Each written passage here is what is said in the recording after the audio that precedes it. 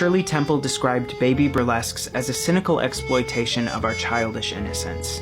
Baby Burlesques was a collection of 8 short films created as satire on major movies, events, and stars between 1931 and 1933. Shirley's roles in the series included a washed-up beauty queen, a nightclub singer, and a seductress.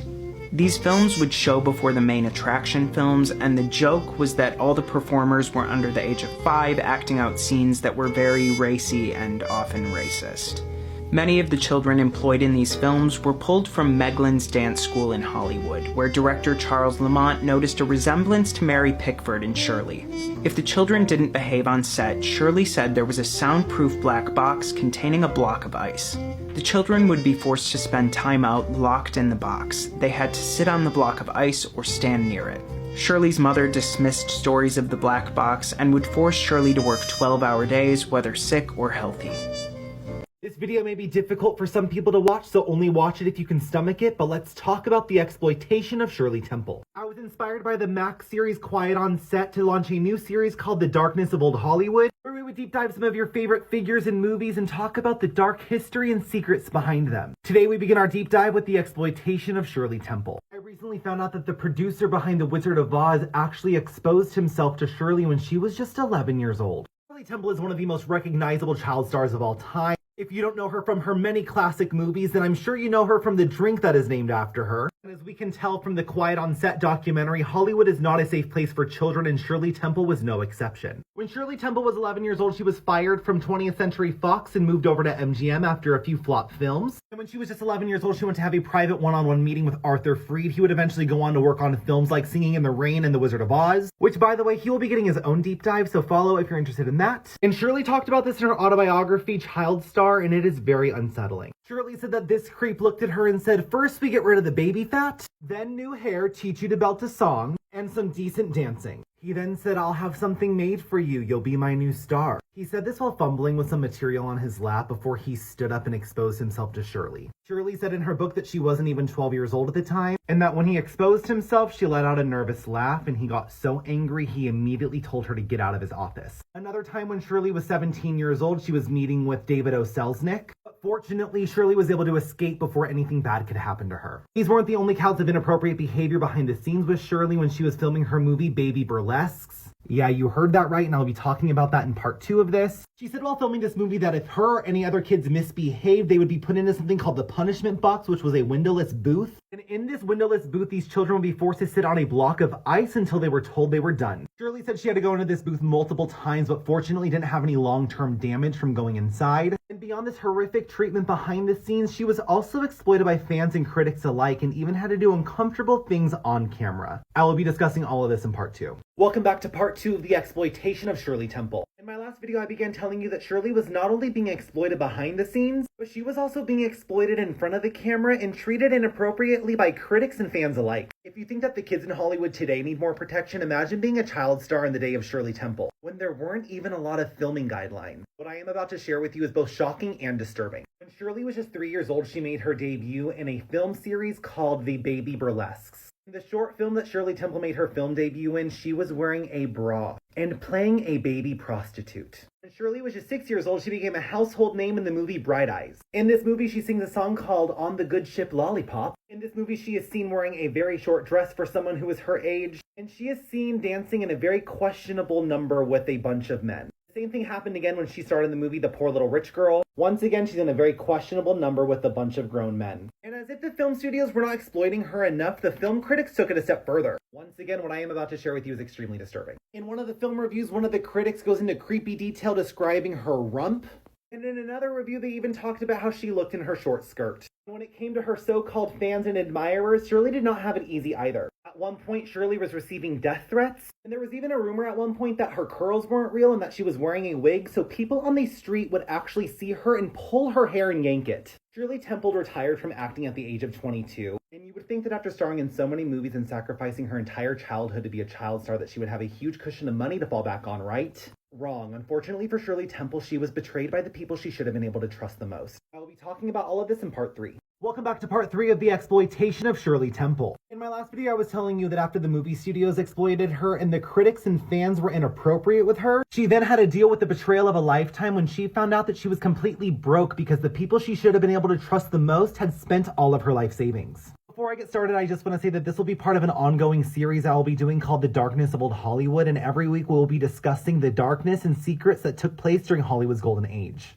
And next, we will be diving into Judy Garland's horrifying Hollywood experience, so be sure to follow if you want to see that. Now, I would like to remind you that this was during the Great Depression, and Shirley Temple was such a big deal that she actually saved 20th Century Fox from closing their doors. I mean, at one point, the President of the United States literally said, as long as our country has Shirley Temple, we will be all right, which is just a lot of pressure to put on a child. And she was making a lot of people a lot of money. By the age of 12, she had already been in 44 films, and there were even dolls made of her. I mean, at one point, she was making so much money that the only other person in Hollywood making more than her was the head of MGM Studios, Louis B. Mayer, which, by the way, his deep dive is coming, and yikes. Anyway, in Shirley's heyday, she was making about $1,000 a week and only seeing about $10 of that for herself. When she was married at 17, she was able to see $75 of that money a week. But it was when she got married the second time that she went to take a look at her finances and realized that she was supposed to have made over $3 million, and only $44,000 was left in the bank account because her parents had spent all of it. Her parents never put the money aside that they were supposed to for her trust and instead spent her money on fancy things and failed business ventures. And the craziest part is that Shirley never confronted them about what they did or even talked about this until after they passed away. But you see, Shirley was done being taken advantage of and was no longer going to be exploited by anyone. You know that famous drink that we all know and love that was named after her? Shirley hated that drink so much that she actually sued a company from being able to use her name for it.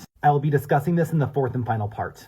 Welcome back to the fourth and final part of the exploitation of Shirley Temple. After being exploited by the movie studios, critics, fans, and even her own parents, Shirley was going to show the world that she was done being exploited once and for all. Just a reminder that this is part of a bigger series I'm doing called The Darkness of Old Hollywood, so if you want to see my next deep dive about the horrifying Hollywood experience of Judy Garland, be sure to hit that follow button. In 1988, a soda company was trying to use Shirley's name to bottle a version of the Shirley Temple drink. And Shirley sued them to take ownership of her name and brand, and what kills me is that she didn't even like the drink to begin with. The story goes that Shirley Temple was at a restaurant in Hollywood with her parents and they ordered old fashions. Shirley felt left out and started throwing a tantrum because she too wanted an old fashioned, but she wasn't old enough to drink, of course. And the bartender was not about to have America's sweetheart having a meltdown about this, so he ran to make her a drink, and alas, the Shirley Temple was created. Now, I'm a huge fan of the drink, but Shirley Temple is not. In 1986, she went on record to say that the drink was too sweet and she hated it. Fast forward to 1988, when a soda company was trying to use her name for the bottle, and she sued them saying that her name was not a generic term. She famously said that the only thing that a celebrity has is their name. And after being exploited her whole life, I now understand why this was so important to her. She, of course, won her lawsuit. She eventually went on to become a United States ambassador and lived until 2014 when she passed away at the age of 85. I am so happy that after a lifetime of being exploited by the entire world, Shirley was able to take ownership of her name. Shirley Temple came up in Hollywood as a child actor in the 1930s, known for her curly hair and joyful performances. But there was a dark side to the business even then. A common child actor discipline method that Temple called, quote, the black box, meant that if a child misbehaved on set, they'd be sent to a small blacked out room that only had a block of ice as a chair. According to author and historian John Casson, the practice was used on the set of one of Temple's first acting roles at 3 years old, Baby Burlesques.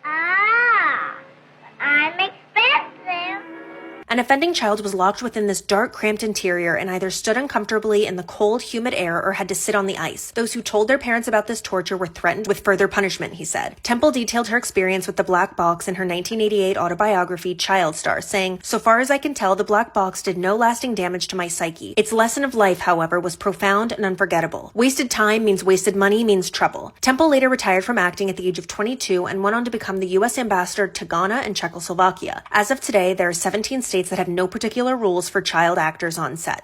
Shirley Temple was absolutely abused by Hollywood. These are some of the darkest things that happened to her. So at age 3, Shirley started dancing. And that's when she began to appear in things called baby burlesques, a title which is already just extremely disturbing. And Shirley Temple herself described these films as a cynical exploitation of our childish innocence that occasionally were racist or sexist. She also claimed that when she misbehaved on set at this young age, she was locked in a windowless sound booth and forced to sit on a block of ice. I mean, what?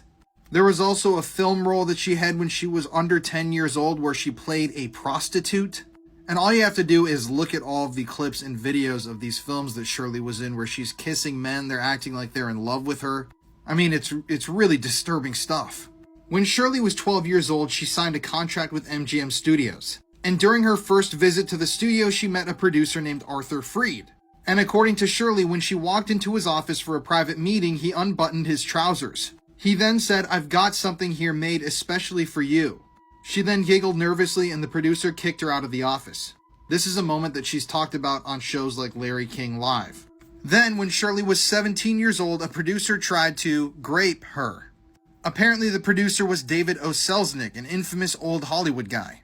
And one time when he was in private with her, he circled around a couch trying to get to her. She tried to evade him. He even locked the door, but Shirley eventually managed to escape before he could do anything to her.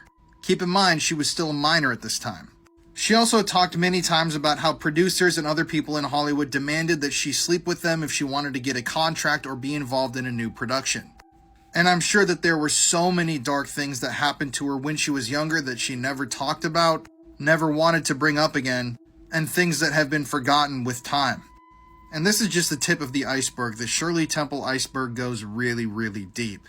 Just check out this clip of her speaking on Larry King Live. I went to MGM for one picture, thank goodness only one. And when I got there with my mother, we were separated. She went into the office of Louis B. Mayer, and I went into the office of Arthur Freed. And he was going to talk to me about a movie he wanted to put me in. I'm 12 years old, you know. And I thought he was a producer, but instead he was an exhibitor. And I'd never seen anyone naked before, except myself. So I had no clue about what was happening. And so it struck me so funny, I laughed at him. And I laughed uproariously. I had tears, you know. And he got infuriated. And he said, "Out, out, out, go." Did you tell your mother? Well, I was very quiet. I went down and met her in the lobby of the administration building. She came out very quietly from Louis B. Mayer's office. And we walked hand in hand silently to the car, which was unusual. We got in the car driving home. I said, "Mom, you won't believe what happened to me." And I told her what happened, and she got kind of quiet. She said, "Well, you don't know what happened to me." And Louis B. Mayer wasn't as bad as Freed was to me. You tried but it? he came on to my mother. And so we both decided that we didn't like MGM much. It was, you know, it was better at Fox. I love to hug and kiss you. Marry me and let me be your wife. Ooh. In every dream I caress you. And every night I pray the Lord will bless you. No wonder Shirley Temple changed her iconic curls. The heartbreaking truth behind it, Shirley Temple's curls once dominated Hollywood, making her one of the most famous child stars. However, as she grew older, few people noticed that she secretly altered her curls. As a child star, her hair was always styled with 56 tight curls, no matter what event she attended. But what few knew was that Shirley was naturally straight-haired, and her curls were maintained by her mother, Gertrude Temple. Gertrude was a curl enthusiast who didn't allow anyone to touch Shirley's hair. Every night, she would place hairpins in Shirley's hair and wash it with vinegar every 2 weeks. Shirley once described her despair in her autobiography. Off camera, she hated the hairstyle. Especially on Sundays when filming was often scheduled for Monday, she had to wear the hairpins all day. At events, fans would tug at her hair, trying to see if it was a wig. As she grew older, Shirley began to rebel against her mother. She loosened the tight curls, making them more voluminous and more in line with a mature woman's style. Although Shirley was happy with her new curls, the audience didn't respond well. They slowly lost interest in her, and her acting career began to fade. After facing constant setbacks in Hollywood, Shirley had no choice but to give up her acting career, and she completely abandoned her curls. In the following years, she transitioned into a career in diplomacy.